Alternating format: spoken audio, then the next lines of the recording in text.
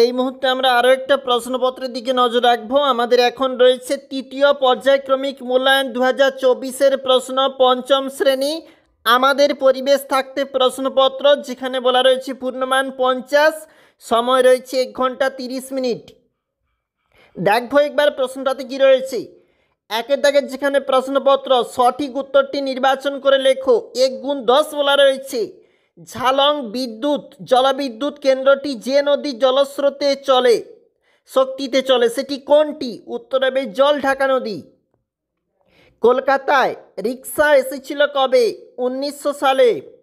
হাওড়া থেকে হুগলি পর্যন্ত ট্রেন চালু হয়েছিল 1854 খ্রিস্টাব্দে, আর 53-তে ভারতে চালু হয়েছিল।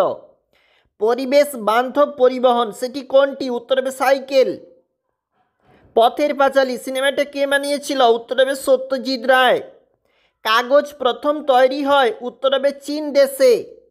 সুমেকার লেভি নামের ধূমকেতু যে গ্রহের উপর আছড়ে পড়েছিল সেটি কোনটি? উত্তর হবে বৃহস্পতি গ্রহের উপর কিন্তু আছড়ে পড়েছিল।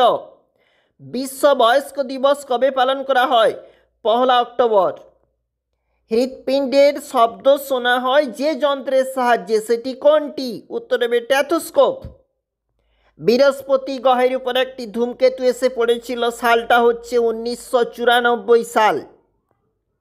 আমাদের দেশে কবে প্রথম যাত্রীবাহী ট্রেন চালু হয়েছিল? 1853, 16 এপ্রিল।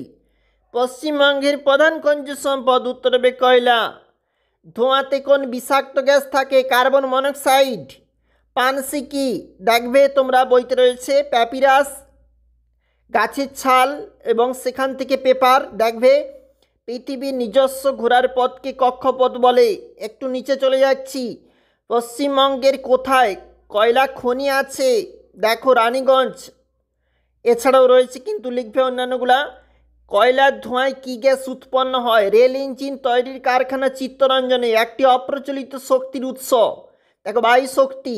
এছাড়াও দেখো কি বলেছে, গৌণ জোয়ারের কত সময় পরে মুখ্য জোয়ার হয়?